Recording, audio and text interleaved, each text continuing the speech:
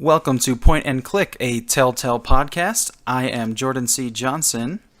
And I am Adam Razak.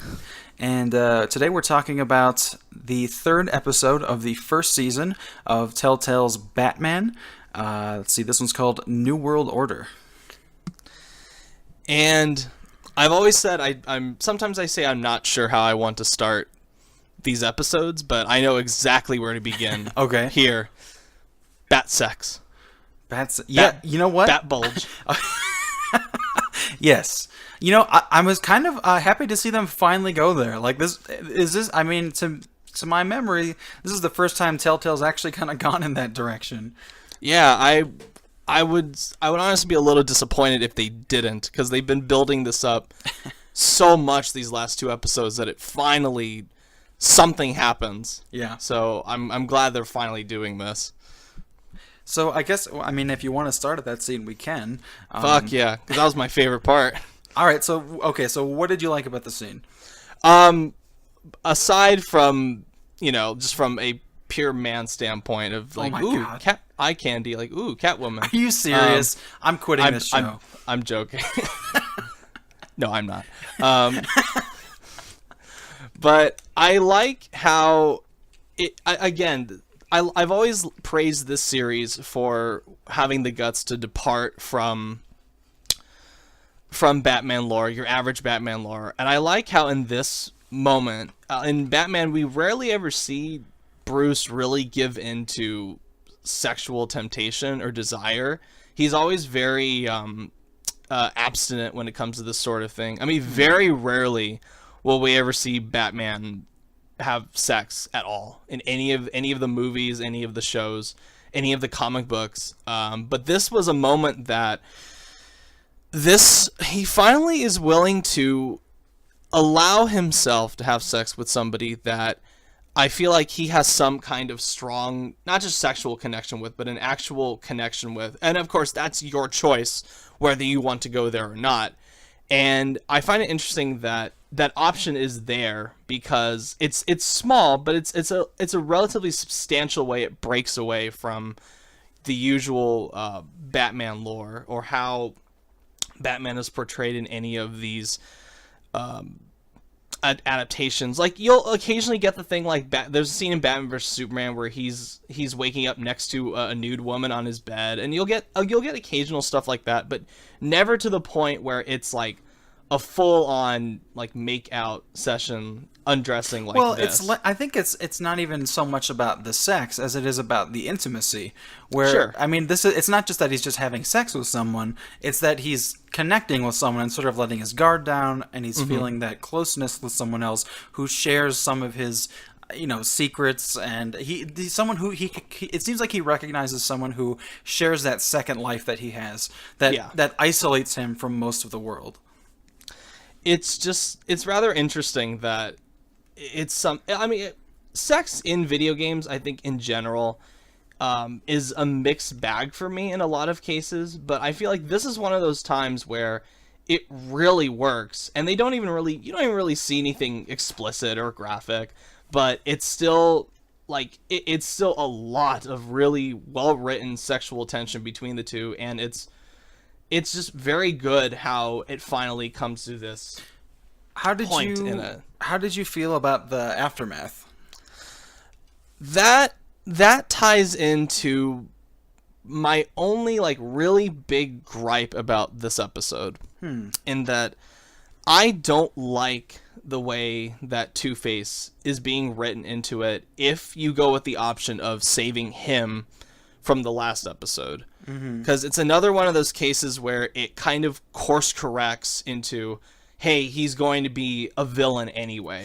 Okay. So what difference does it make? Did you save him? Yes, I saved him in my regular playthrough. Okay, so how does that play out? Because he doesn't get his face burned, right? No, he gets like a slight singe on his face, but he's relatively fine. It's just they tie it back around to him getting the injection of the I'll just call it the rampage toxin, where he gets that injection, and that's what kind of breaks down the wall between his normal personality and the Two-Face psychopath persona. That's disappointing. Yeah, it's because I was hoping they wouldn't take it there, but there is that line at the end of my playthrough in the previous episode when he's laying in the hospital bed, and Bruce kind of says this line of like, "Oh, he'll never be the same again," and I'm like, "Oh no, please don't, please do not take it to where he's going to become Two-Face anyway." And sure enough, they have him become Two-Face minus him actually having the Two-Face. So that is my biggest gripe with how Harvey's story arc goes in this. Like all the stuff that we like the hypothetical scenarios of maybe Catwoman being the villain and Two-Face and Harvey being your friend if you choose to save him, gone, just completely gone out the window by the beginning of this episode, and that was very disappointing to see. Yeah, it's more than that for me because I mean that's disappointing. You're right. That's the course correction is an annoying regression, and that's really unfortunate. But also, regardless of that, I don't like the way he's being played, even if you don't save him, because I didn't. And I think the look, I'm not like up on Batman lore and all that stuff. I don't know how his character is usually portrayed, and I get that with the Two-Face thing, the split personality thing probably is part of that, but I think that could have been done much more interestingly. I think actually turning him into like this tortured split personality where one very distinctly takes over and there's like this really clear delineation between good and bad Harvey, that's disappointing for me. I think it would have been so much more interesting to see this guy trying to stay good or trying to be good but being overtaken by dark thoughts and urges and feelings. And just splitting it right down the middle removes a lot of that nuance in that gray area, and now he's just kind of a cartoon villain. You know what I mean? That's not Sure. interesting. I think that could have been played out much more in a much more nuanced and interesting way. Well, I think it's I don't exactly have a problem with the personality itself. It's just the fact that it's there in a story that's all about, your choices matter, and then we have him be a villain no matter which way you go. That's always... It's just another example of Telltale kind of playing it really safe in this situation. They're so good in this series at deviating away from the popular, most well-known stuff, but then in an area where it could have been really something, that's when they choose to just kind of just back away and go, oh, never mind, we're just gonna go back to the way it was. And it's like no, please don't do that. And they end up they do it anyway, and it's like, all right, well, I guess we're gonna have Two-Face no matter what, because and Two-Face without the Two-Face to me is not very interesting. To me, it's just an angry Harvey Dent, and then the way his psyche breaks down with tying into whether or not you sleep with Selina does not matter at all. He's still gonna think you had sex with her, and Really? that's gonna be that's gonna be the breaking point anyway. And it's like that is not interesting. How are they still doing this? How are they still like writing themselves into these corners where they just give themselves no other? It's not that they don't give themselves other options; they just choose not to do it. I don't know if it's just tech limitations or it's not worth the headache to them. But it's tech. I would make that argument. That's definitely tech. But it's just like, why do it? Why do a branching narrative if you're not going to branch it? You know what I mean? Like, that's frustrating. Yeah, I just think it's a really just kind of shitty way to bring the Two-Face personality out of a simple misunderstanding that even if you didn't sleep with Selina, Bruce could have easily walked up to him and been like, hey, look, I was just spending the night in her house. I was drunk. I needed a place to stay. So she let me into her apartment. That's all that happened. But it's, no, you had sex with her. I'm going to become Two-Face now. And it's like... I will say this stupid. much in favor of the split personality thing. Okay. His dark tendencies are like the most dark. they're like the most fucking emo teenage alt-right idiot like feelings in the world. So I guess if we take that he's actually going crazy into effect, I can kind of excuse that a little bit. And if he were, I mean, I think if he didn't have that split personality angle, they would have had to write a lot harder for that. Like, they would have had to make it a more adult dilemma than, how could you do this? Like, oh, I'm gonna beat you. It's like, oh my god. It's like in other situations where he becomes Two-Face, like say for like the Dark Knight, for example, the breaking point for him is that he loses the woman that he wants to marry, and then his face gets all screwed up, and it's established beforehand that he has some problem keeping like his darker tendencies in check. But here it's like they don't really talk about that before the Two-Face event happens. It's just like when it happens, it's just now he has these problems. That's true. And they never talk about them whatsoever. Say what you will about the Dark Knight, but it's like they establish that before he gets half his face burned off, that he has a darker side, and then he has that motivation to lose his mind. I mean, he gets tortured, he gets set on fire, he loses the woman that he's going to marry. Sure, that's a convincing way to become someone with much darker thoughts and feelings. I can understand that, but here it's just the most, like you said, the most dumb emo bullshit you could put. It's ridiculous. That's true. The more we talk about this, the more frustrated. The more it feels like when you're playing this in the moment. Most of this episode was pretty great for me, even like despite the shortcomings. But like hearing about the fact that it course corrects all this stuff, and thinking more about how undeveloped Harvey has been over the last 2 episodes, and the way it just kind of comes out like this, I'm having more trouble defending it. It's hard not to feel like they could have done better. Sure. But for me, it's like take that away. I think this is a fantastic episode. Oh, most of this episode is really, fantastic. really, really good. But it's just that one central portion of it, and because it's so important to what happens, what's happened previously, and certainly what's going to happen next, the fact that it's so poorly written and delivered, it's just that it kills quite a bit of my enthusiasm for what's going to happen next. Because I've seen this before, and I don't want to go down that road again. But we're going to have to now. And it's pivoting off that into something a little more positive, I thought all the stuff with Cobblepot taking over Wayne Enterprises was great. I loved all of that. I loved all the ways you could choose to play that. I guess I want to start by asking, how did you play it?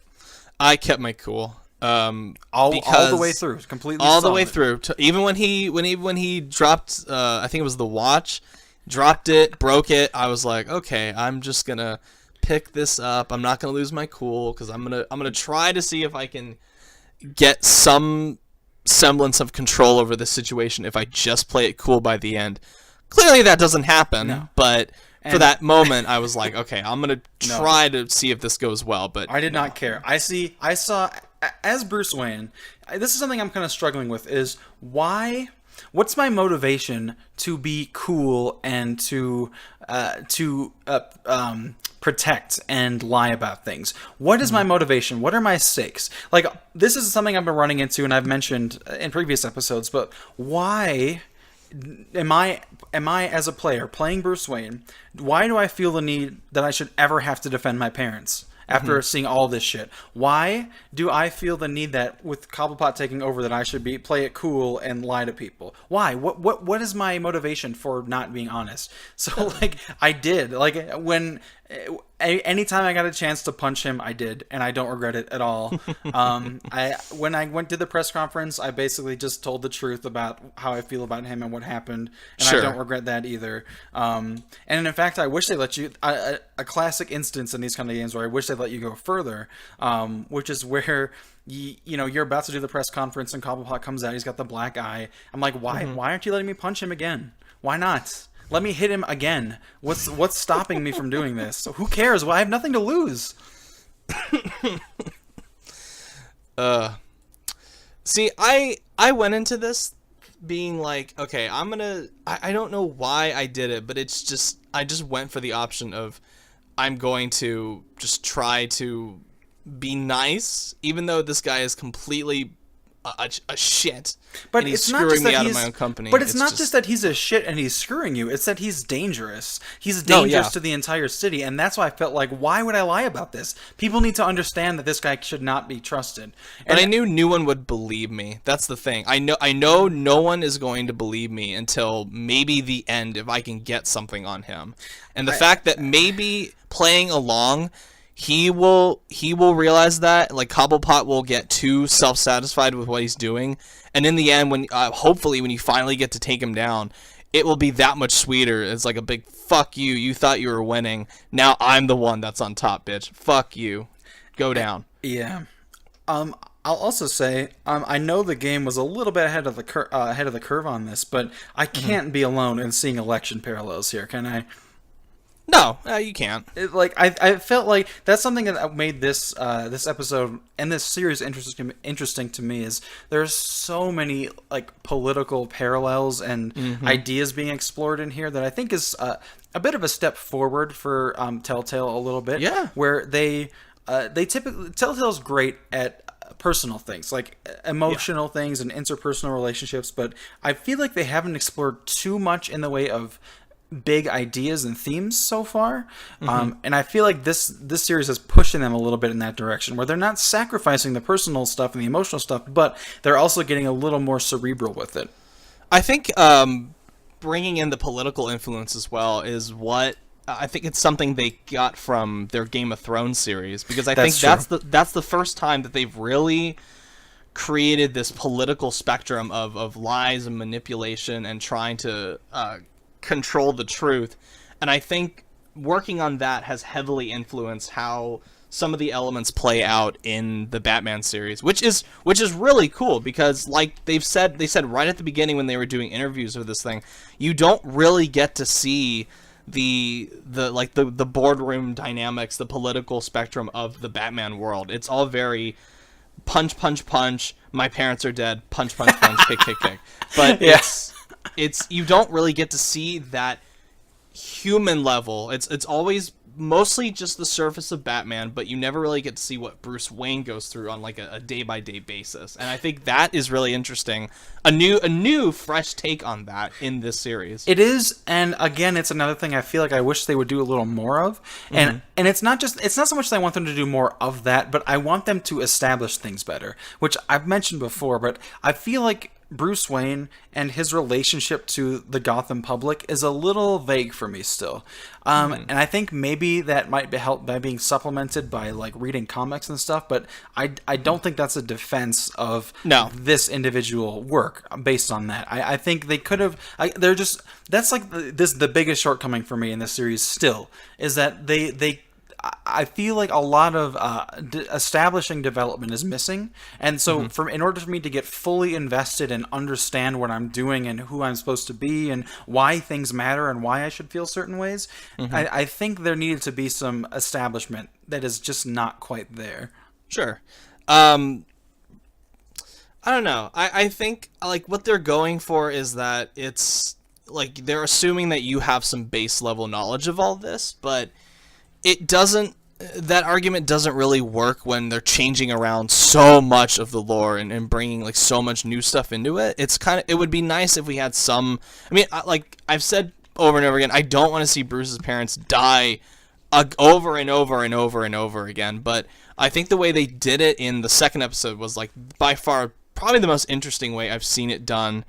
But yeah, I mean some elements can be better explored for people that aren't as familiar with the Batman lore. Well, here's an idea, and it's not so much, and again, it's not, I don't think it's the lore that you need to be familiar with. I think it's the stakes of the relationships in this particular game that need to be set up. So, like, for example, what if before the first episode, they had put a different episode as the first episode, where the entire episode you are child Bruce, and it ends with his parents being murdered. That way, you could set up why you should care about your parents, why you feel like you need to defend them. You could set up Bruce's relationship with Cobblepot when they were kids. You could set up how the Wayne family relates to Gotham. You could set up the relationship between his parents and the mobsters and how you perceive that, and then how it turns out to be later. There's so many that one episode. I feel like could have cleared up so many of my problems with this. There's just things there that are just left, that just kind of are introduced, and you're told how they are and what the history is, but you haven't experienced that, so it doesn't really mean anything to you as a player. Yeah, I mean, I can see that. It's just maybe it's just my familiarity with with what has happened before, and like with these characters, is that I just, in most cases, aside from the Harvey Dent thing, I don't really need that explanation again. But like with the Harvey Dent thing, it's just that I could have used more, because I just don't feel anything there. Yeah, but I mean, is it just like lore that you're supposed to be familiar with? Or I mean, these to me seem like emotional stakes that are not established, which I think goes it's a combination beyond, of both. Yeah, I mean, but I feel like that goes beyond just knowing the story. Like, you're not experiencing that feeling when you're playing it. It's just kind of, I mean, I don't know. Like, yeah, I've never been a believer in the whole, knowledge, required knowledge from previous adaptations, whatever. I think that's a big load of horse shit. So I don't know. To me, it just feels like a failing on the portion of this particular game, and just, again, not establishing its stakes. It's not that, to me, dissimilar from how you've pointed out, not establishing the character of Harvey enough. It's just things are just introduced, and they just kind of happen, and you're told why. But if you never see it firsthand, as a human being, it's very difficult to establish, to establish an emotional relationship with that. Even if I did know the lore and the backstory of what happened with the politics and the family, whatever, all that stuff, knowing knowledge is not enough, as I think, in terms of storytelling, and it never is. This is just like exposition in a movie, like just telling the audience what's happening and what has happened. That's not creating a bond with that piece of art. You need to experience it as someone who's taking in that art in an emotional way that you can relate to and understand. Just telling me things isn't doing that. You know what? You're absolutely right. Okay, you're right.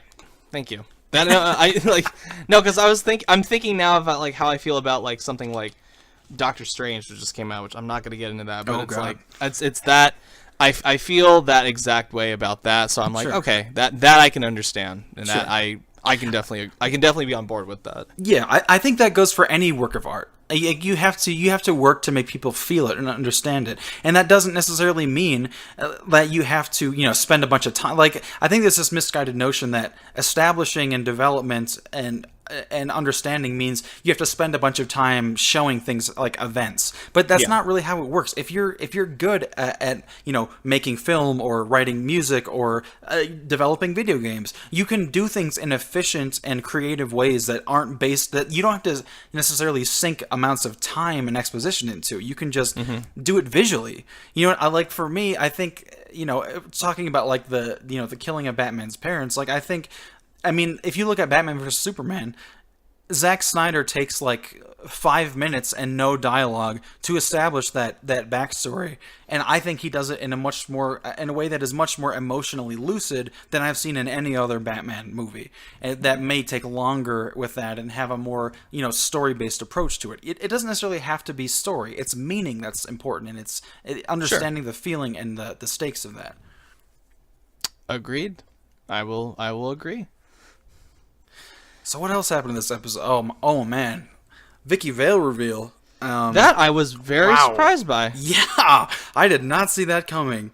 And normally I don't like games like this that have twists. Like me and plot twists have a very rocky relationship. Sure. But I think it works here. One, because they don't save it until the very end of the series, which would have been a complete waste of time and potential. But I like that finally when she reveals her hand, it's in that moment when she has the clear advantage over Bruce Wayne and can finally like manipulate him into going nuts and being put into Arkham, which is going to be the next episode. But that was like her checkmate, and I loved how she played that. and a lot absolutely brilliant. Yeah, and it's a solid twist in that it's one that after it happens, it's like, okay, that makes a lot of sense. Yeah. And I understand both why I didn't see it coming and why I feel like maybe not that I should have, but it makes sense in hindsight.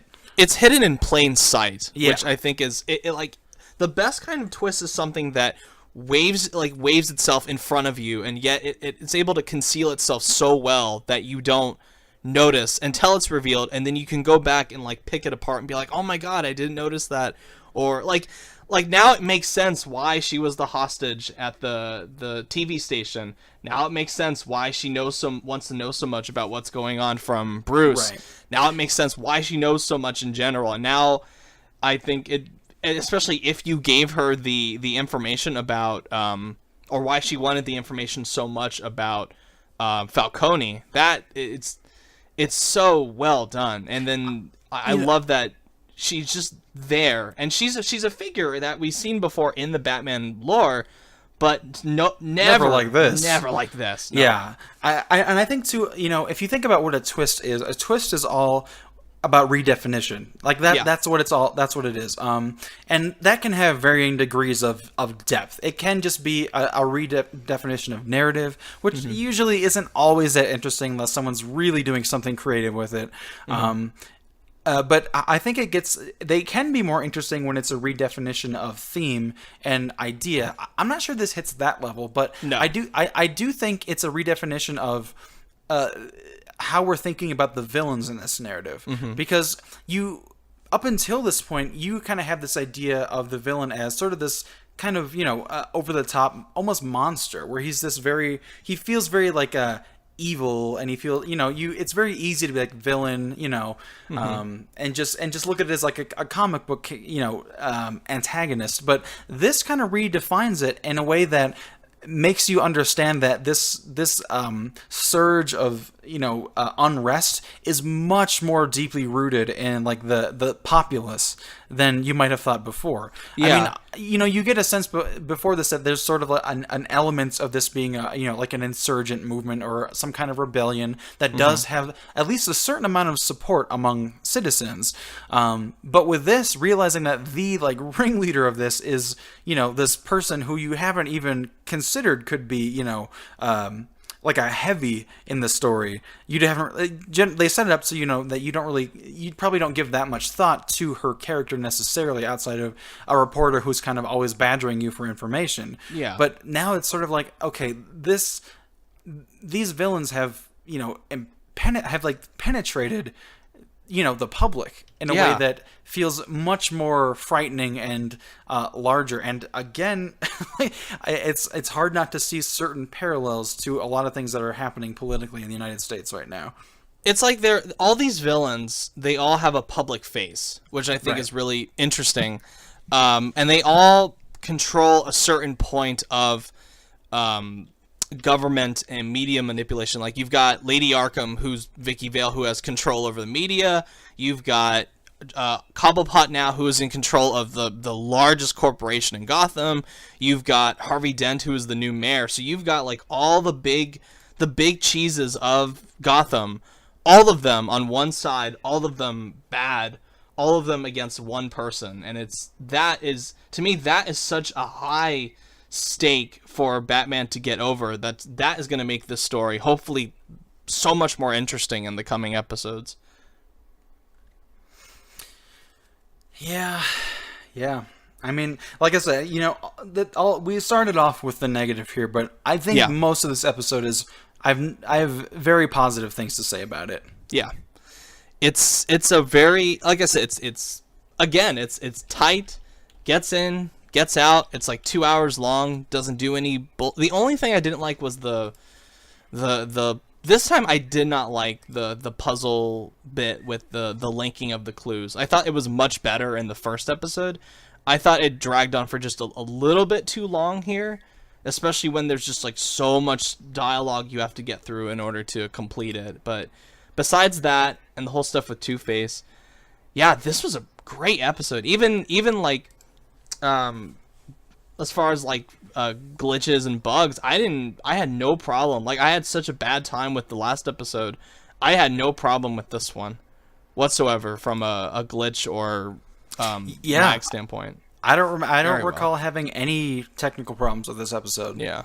And I think that's gone for most of this series so far for me. I know you had some problems early on. Yeah. But for me, I think this has been pretty much smooth sailing. It's their best one so far on consoles, I think. Bar the, well, I don't know. Maybe I can probably, going back to them, I can probably see another one that has a better frame rate or something like that on the original, like the consoles. But as far as some of the ones I've personally experienced, this is one of the better ones, one of the best ones. Yeah. Yeah, and I think one thing we didn't talk about too is the Selena character, and we mentioned too how there's that sort of intimacy building between the two of them. I really like the way they're developing her character, where I feel like you're not really sure if she's going to stay or not. And I mean that in the sense of like if she's going to let you in or if she's going to get scared off by this intimacy, because she clearly has, intimacy issues a lot like Yeah. Bruce does. So there's this interesting sort of tug of war happening between these two people who are afraid to let people in and feeling like they both have found someone who they maybe can finally let in and trust. And I'm a little bit nervous as to how that's going to play out. It seems like it's setting itself up for tragedy, but we'll see. Well, now that you mentioned that, I hope they don't.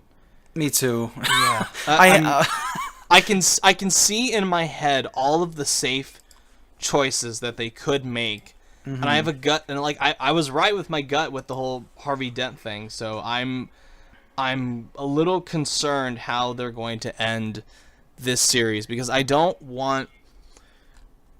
don't want her to be like the tragic figure again. I don't want her to be the hostage at the end. I don't want Harvey to be, like this cartoonish bad guy by the end. I especially don't want the Joker to come back, which is what they're teasing with the fourth episode.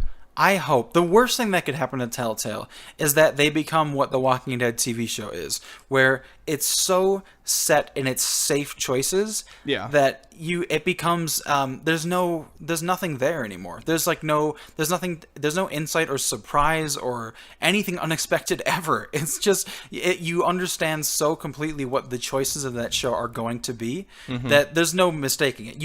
Every the worst possible thing, the most cynical outcome that can happen in any situation in that show is what's going to happen. So I hope Telltale doesn't become that and start making safe choices that don't bring any they don't rouse anything because they're just so rote. I mean, they've teased that. I mean, they've talked a good line about the next episode being like breaking heavily away from the established Batman lore, which good. That's great. I want them to keep doing that. It's just some of the choices that I'm seeing in these last few episodes, and in little ways, I hope don't build up to this big like crushing disappointment when how it turns out. Yeah. So I don't know. We'll see. Fingers crossed. Yeah. Let's hope that. I mean, I'm still excited for them. Don't get me wrong, but it's just like, okay, well, we'll see at this point, because they could very easily fall back into the old Batman traps, because they've had like decades of material to go through. But I don't want them to bank on old shit. I want them to do something new, and they've been doing so good for the most part at keeping up with that. But it's just where it counts, where it really needs to hit its mark with the ending. I'm hoping they just don't screw it up, which is that's my big thing. Yeah. But like another thing with the Vicky Vale thing is like comparing it to something like Batman Arkham Knight, which had a terrible twist in it with who the Arkham Knight was, because they built up for like a whole year of who's the Arkham Knight, and it's the most obvious fucking person ever, and they never once they lead you into it like it's this big surprise at the end, and it's totally not, and it's shit, and this was already better than Arkham Knight. So yeah. Fuck Arkham Knight. That's all I'm saying. I haven't seen it, but I don't doubt that opinion. Yeah. Yeah. Top 5? Already? Oh, yeah. I guess we're on to that now, huh? All right. Let's see. You can go first. Okay. Let's see. Number 5 is actually going to be this episode. Okay. Because as much as I say I think everything else about it is great, the Harvey stuff annoys me to a degree where I think it holds it back from being great, which is a shame because everything else is so good, and then it's just this one really, really stupid, poorly misguided moment. I will say, listening to you talk about it, I found myself agreeing with you, and I actually did drop it a place in my ranking based on that. Number 4 is going to be episode 1, Realm of Shadows, which is really good. Number 3 is going to be Children of Arkham, which even with its issues with the graphics and all that, I still think is the best episode from this series so far. Mm-hmm. Number 2, which is probably going to piss you off, I went through since our hiatus, I went through the first season of The Walking Dead again, because I got it for my computer, and I'm bumping Long Road Ahead to number 2. Is that the first episode? No, that's the train puzzle. Oh, fuck you. I told you. Terrible. Even with that train puzzle, I don't know what it was. It was just like playing it casually. I just really enjoyed it this time around. Like, I just was like, okay, this I'm getting into much more. All the beats that it hits, I think, are great. I think the idea of having Duck's death being like the centerpiece of it is really interesting, and having the second half of the episode be this long wind down from it, I really like. So yeah, I think it's great. Love number 2. Number 1 is going to be No Time Left, obviously, because it's the best episode we've covered so far. That's going to be the season 1 finale of The Walking Dead, because it's amazing and it has an amazing ending, and still just gets me like very few things do. So it's fantastic. Love it. Yeah, well, let's see. Okay, so for me, so I will preface this by saying something I think I've mentioned this before, but something I keep thinking about with Batman is that my impression so far, despite some issues, has been very, very positive of this. And I still wonder if I don't know if there is or not, but I wonder if any of it is based in it being the one series we've talked about so far that is my first playthrough. Because my first playthrough of especially the first season of Walking Dead was exceedingly positive. And it has dropped considerably after replaying it for this. So I don't know. Maybe if I replayed it again and maybe saw some of the course correction and limitations of things they're doing, it would hurt it too. But for now, I feel very positive about it. So with that said, my number 5 is the first episode of Walking Dead. Okay. Number 4 is originally number 3, but it has dropped down to 4, was this episode of Batman. As you said, the Harvey stuff and the course correction around that hurts it for me. Number 3 is the second episode of Walking Dead. Number 2 is the second episode of Batman, which, yeah, I agree is the best so far, and really pretty uniformly excellent episode generally. Very few complaints with that one. And yeah, I agree with your number 1, Walking Dead episode 5. I think that's going to be tough to beat for a while. Until the first episode of Walking Dead season 2 or the finale of Tales from the Borderlands comes in, and then that will replace it. I quit. No, I think I already know what my number 1's going to be. It's neither of those, but I think I have a hint going back. We'll see. I'm super excited to play through season 2 of Walking Dead, because that still has, right now, if I had to rank, that season is my favorite Telltale season of any series.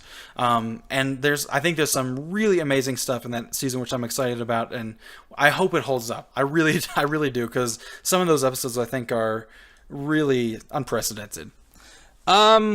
I think this will be my 3rd time going through it, because I'm tempted to start right after we stop recording, because I finished 400 Days yesterday. Oh man.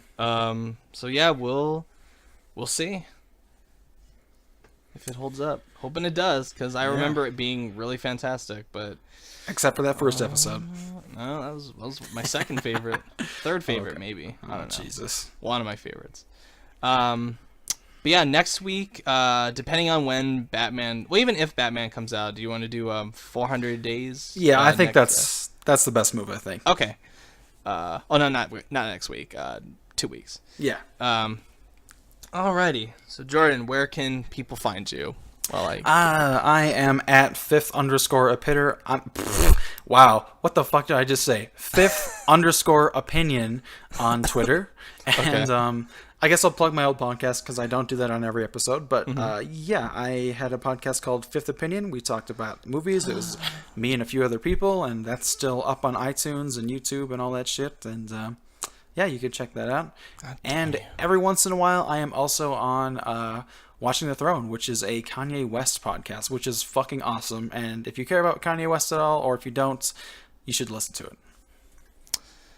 I need to start listening to that. I've only listened to like your story, and then the one about what was it?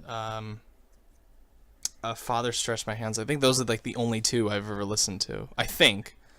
If you, let me say this, if you're somebody who doesn't understand why Kanye West is often referred to as a genius and just wonder what the hell people are talking about, pick an episode of that, especially from a song off of Yeezus or Life of Pablo, and I think you'll kind of understand why, at least, you may not agree, but I think you'll understand why some of us feel that he's a genius. He's objectively a genius. Hey, I'm not going to argue. No, hell no. And you can find me at Razorblade Mango, currently doing a Heavy Rain playthrough, and it's fucking hilarious. So for that, and then you can check out our Twitter page, which is at a Telltale Pod, capital A, capital T, capital P. So yeah, that's going to be our show for this week. Next time is going to be Walking Dead 400 Days. So until then, see you guys later. Bye.